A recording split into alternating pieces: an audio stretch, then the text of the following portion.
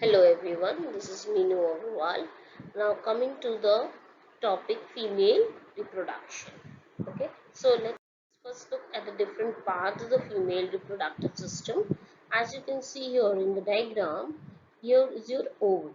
Okay, and it's lying in the abdomen, and with the help of these ligaments and mesenteries, it's just lying in the abdomen. Okay, so it's connected with these ovarian ligaments.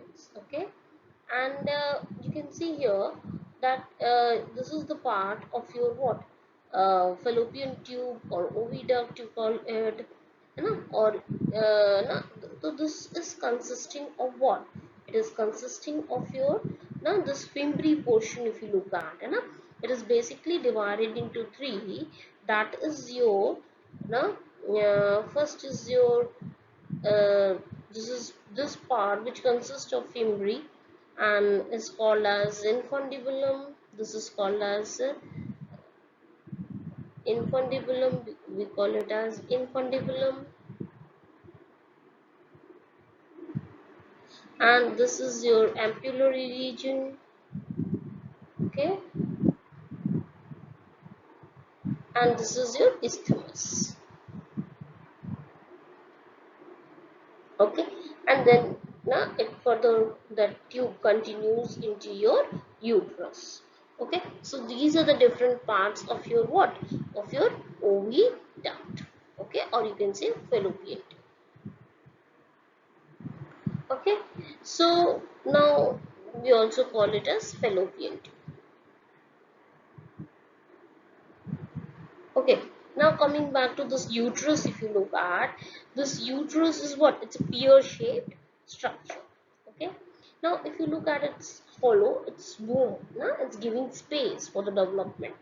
Okay, now if you look at it, it is made up of different layers. Okay, the outermost layer, if you look at this is the outermost layer, this is the middle layer, and then this is the innermost layer, and accordingly we call them as what?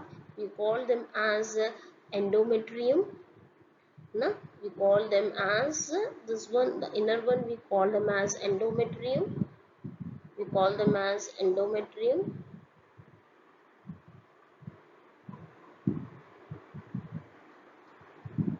And this one we call them as myometrium.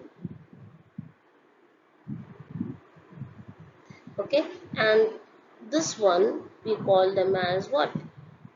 And this one, the outer perimetrium. The outer one we call them as what? We call them as perimetrium.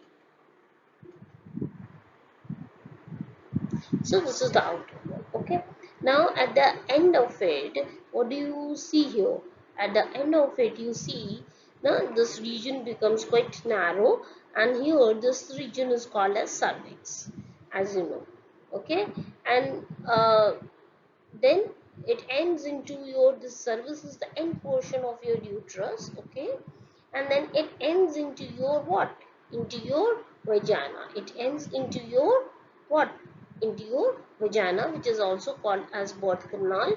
And in vagina, you know, your sperms are deposited. And I hope you know that in your fallopian tube, that in your oviduct, your what is happening?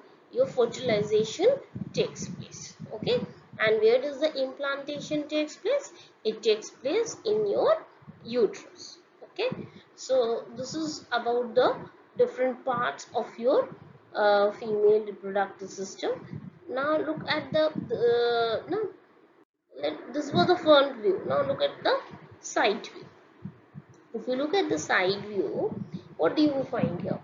Uh, just see, this is what is your, this is your urinary bladder. Okay, fine, and this is the part of your uterus. Okay, isn't it? And this is your vaginal opening. So this is one of a major difference that we find in males and females. In males and females, there was a single opening which was functioning as urogenital tract, but here you can see this is a, there are two different openings, one for your vaginal canal and one for your urethra. Okay, so they here the females have got a different opening. Okay, fine. Now this is the anal region, as you can see in the side view, And what else you can see here? You can see here this is what is the female external genitalia. We commonly is known as what? We call them as uvula. No? We call them vulva. Okay, and here it is made up of what?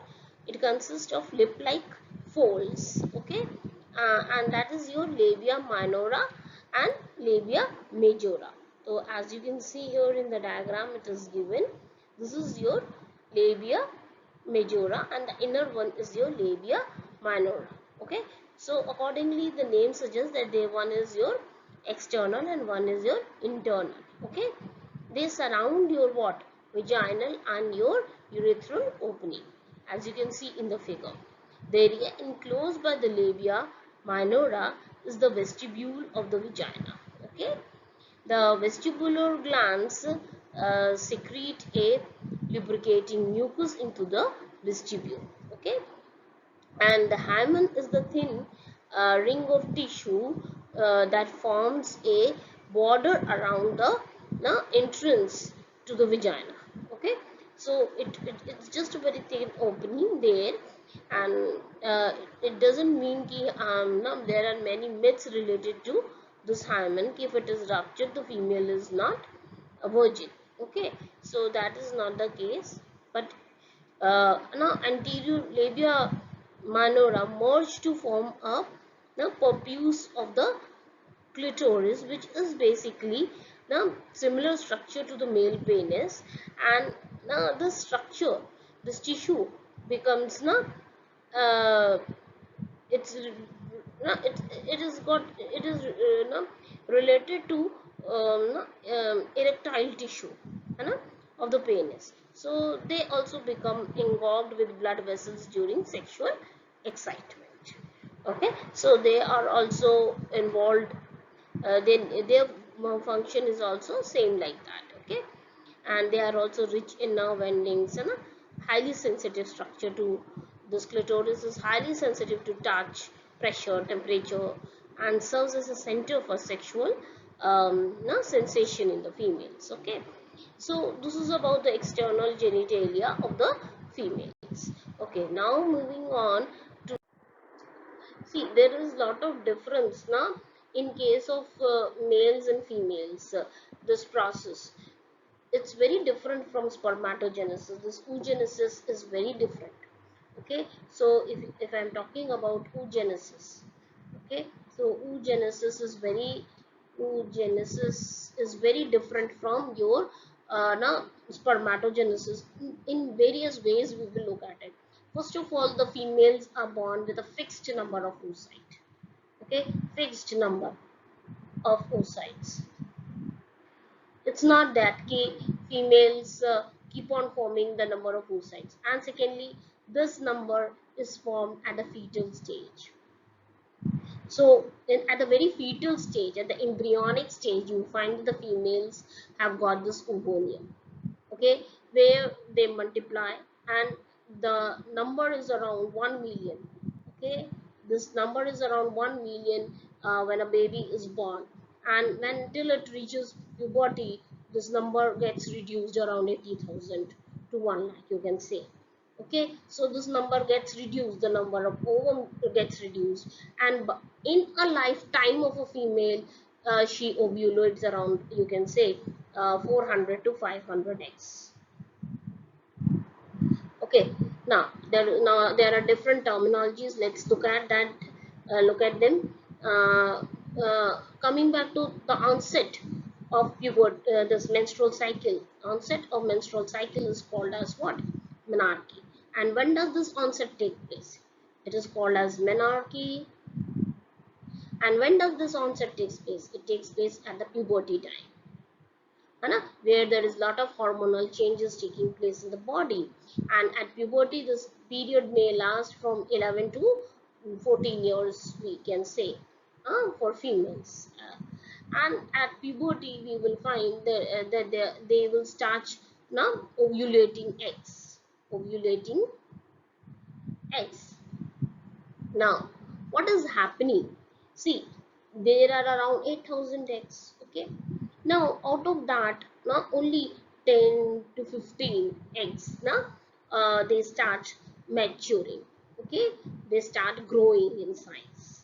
Okay, now here if you look at the diagram, it is showing, okay, how these primordial follicles from that pool, now around 10 to 15 follicles starts growing, and they look at the change in the shape. What is the change in the shape is that you can see here, it is basically your, what is changing, it is the number of the granulosa cells around that ovum is increasing. Okay, and you can see here it is forming what, it is forming antrum. It is forming antrum. This cavity is antrum, and it is filled with what? It is filled with your hormone, estrogen and progesterone. Okay, it is filled with this hormone, and which is being secreted by these granulosa cells. Okay, they secrete these hormones. So therefore, we say ovary is secreting these are ovarian hormones. Okay, now, if you look at, these are your primary follicles, these are primary oocyte only. Remember, the females are born with a fixed number of primary oocytes. Okay, so at the time of puberty, what is happening? These are the stages, these are the different stages of primary oocytes only, which is growing in size. Okay, they are primary oocytes, still they haven't become secondary oocyte. Remember that. Okay, and secondly, you can see here, okay, at puberty, what is happening? They are growing, they are increasing in number. Out of that, I said 10 to 15, which is starting growing, and no, in a cycle, in a month, they, out of that only one becomes mature. Okay, which is called as what, which is called as your Graafian follicle. Okay, it is called as Graafian follicle or mature follicle. Okay, which ovulates. Okay, we will look at the changes also, which ovulates. Okay, which ovulates, and which ovulates on day 14. We will look at it, what is, Anna, what are the changes in the ovary taking place, and what are the changes in the uterus taking place. So there is a parallel relationship between, you will see, between your ovarian cycle and your uterine cycle. Okay, so right now we are discussing what is the changes taking place in the ovary. This is all, this is taking place in the ovary. Okay, only one of them ovulates. Okay, so one egg is released. Now that egg released is called as what, secondary oocyte, which now enters into your what, into your oviduct. It is taken up by your oviduct. Ovary has released it. Okay, that is called as ovulation is what, release of this egg. Okay, so which is being released. Okay, which is being released, and now the secondary oocyte, now this secondary oocyte, which is now again arrested at what, at, it gets arrested at metaphase 2. You know, meiosis has got two phases, meiosis 1 and meiosis 2. Okay, so meiosis 1 is now complete. Okay, when after ovulation, and what is happening, it gets again arrested at what, at meiosis 2. And when this arrest will break, when the sperm will fertilize it. Okay, then it will undergo meiosis 2, and it will form the zygote. Okay, so, and what do you find here, that in case of ovum, you see one of the egg is quite big, and the other that is formed is quite small, and we call it as what, first polar body. And this egg has got what, most of the cytoplasmic content, most, it's laden with food to na, initially help that zygote to grow. Okay, so this polar body may divide or disintegrate. Okay, so there are different hypotheses. Okay, some say it divides, some say that it doesn't divide. So, and this, after this sperms when fuses, then second polar body is being released. Okay, now what happens to this, let's look at this. Then when this follicle, it ruptures, because this egg comes out of it, this is the part of the egg. Now this is your ovum. Now along with this part comes out of it, the rest of part, it forms what? It forms your corpus luteum. Okay, so the rest of the graphene follicle which remains in the ovary, it is called as what? It is called as corpus luteum. We call it as what? Corpus luteum. Okay, we call it as corpus luteum, right? And it will, how this corpus luteum is responsible for the, you know, for maintenance of pregnancy. If fertilization has taken place, then it remains again for 3 months of trimester. If fertilization has not taken place, then this corpus luteum disintegrates. Okay, so let's now move on and look at the ovarian cycle. Okay, so what do you see in this ovarian cycle? Okay, you see that these are your what? Primordial follicle. Okay, out of that only in a month, some of them, see, around 6 to 12 primary oocytes begin to mature.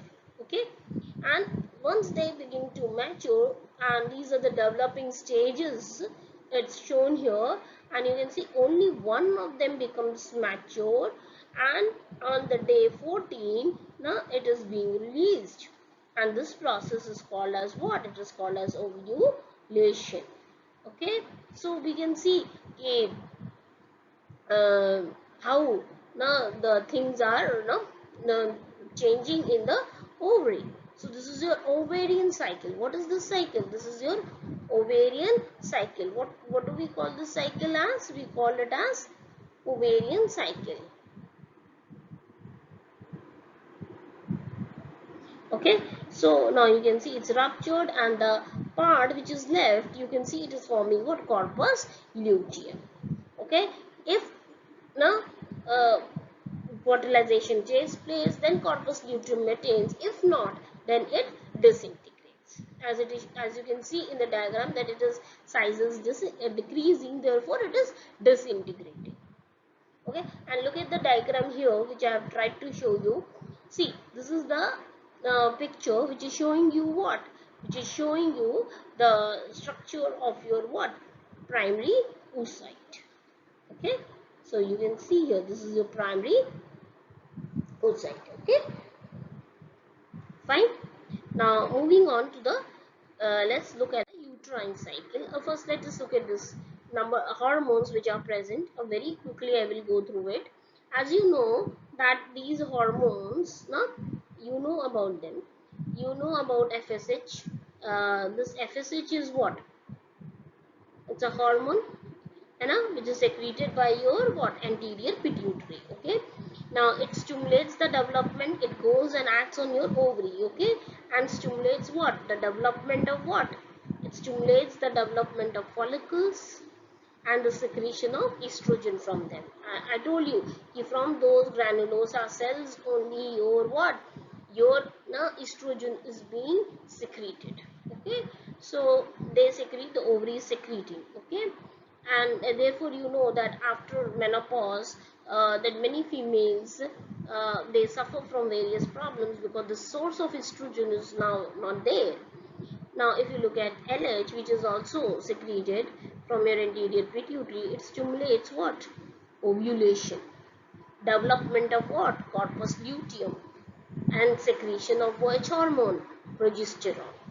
Okay, so one by one we will look at them, how they are controlling it. Okay, and now if you look at estrogen, estrogen is secreted from your ovary. It stimulates the growth of what? It acts now over entire body.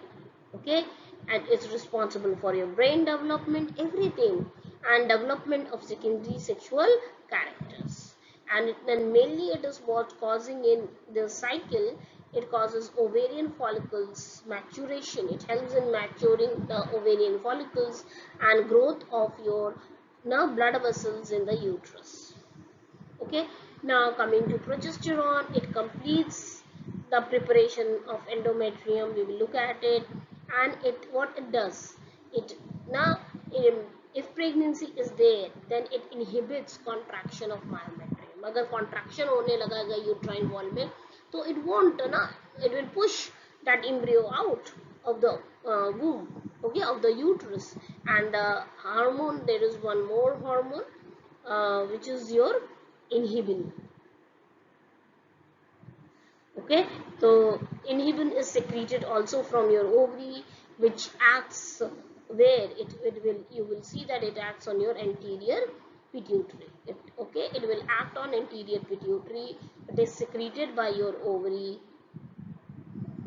Okay, and what it does, what does this inhibin do? It inhibits the secretion of FSH. It stops, it decreases the secretion of FSH. Okay, because FSH क्या करेगा?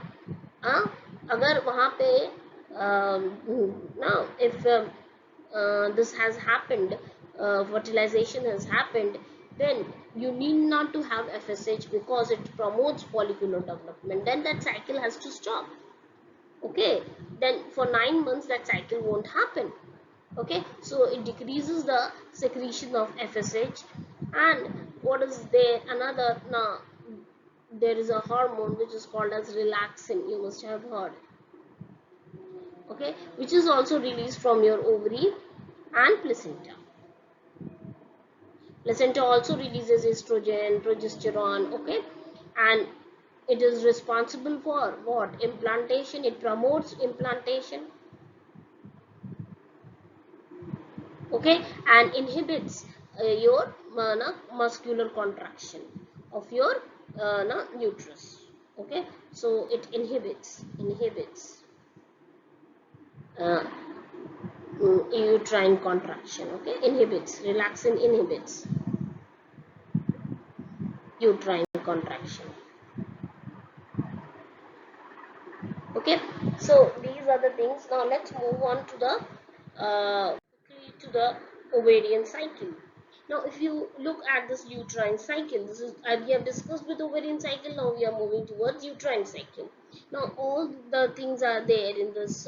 You can see here that there are what? There is a period. Now this one is showing you what? Let me just come back. This one is showing you what? This is showing you uterine cycle, isn't it? This is showing you what? Ovarian cycle. This is showing your what? Ovarian cycle. How the events are taking place in your ovary. Okay, and these are your ovarian hormones and these are your pituitary hormones, their levels. Now, menses is what? It's a period where when there is a discharge of blood. Okay, which is basically in from day, you can look at the days, it is from day 1 to 5. So 1 to 5, now where the blood is sloughed off. Okay, because no implantation has taken place, the growth needs to be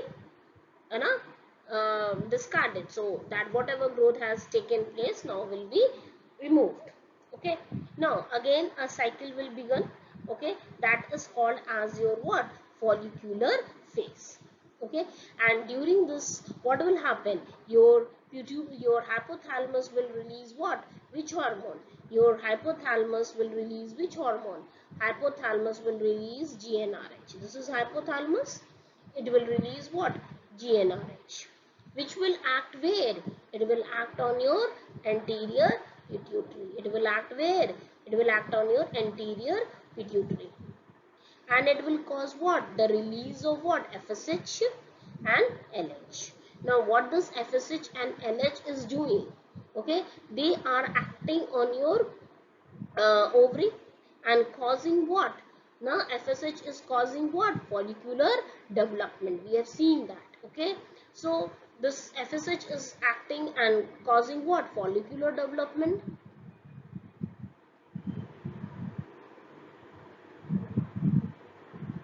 So you can see here in the diagram also, it's clearly visible that it is causing a follicular development. Okay, and along with that follicular, when follicles are developing, then what is being released? Estrogen. Okay, so you can see here at the initial level, you can see the estrogen level is high. Okay, and just prior to ovulation, see, the level of estrogen is very high, and during the time of ovulation, what is happening? There is an offshoot. Now there is an LH surge. LH is increasing. Okay, so what is during this time happening? You can see here the LH is causing what? Ovulation. The surge in LH, and just prior to it, the high level of estrogen is causing what? It is causing ovulation. It is causing ovulation. So just you see here that what is it happening, and here the estrogen is also causing bit. Now in your uterine cycle, if you look at, what is it doing? It is causing, the estrogen is causing little bit thickening in your uterine wall. Okay, this is what is happening. Okay, fine. Now the your inhibits your FSH secretion from the pituitary. Okay, and in your now this your we have discussed with this ovulation that there is an LH surge, and therefore ovulation is taking place. Now what is happening? Now you can see here that this corpus luteum is there. Okay, now this corpus luteum is secreting which hormone? Now you can see what is going up. It is your progesterone. So mainly it is secreting what? Progesterone. And this progesterone is basically responsible. Now you can see how the endometrium is growing. So it is responsible for what? For your what? Thickening. For it is making the endometrium ready for implantation. Okay. So complete endometrial growth it is causing. Fine. So this is what is happening, and during this time we can see progesterone level is very high. Okay, and which is basically also and this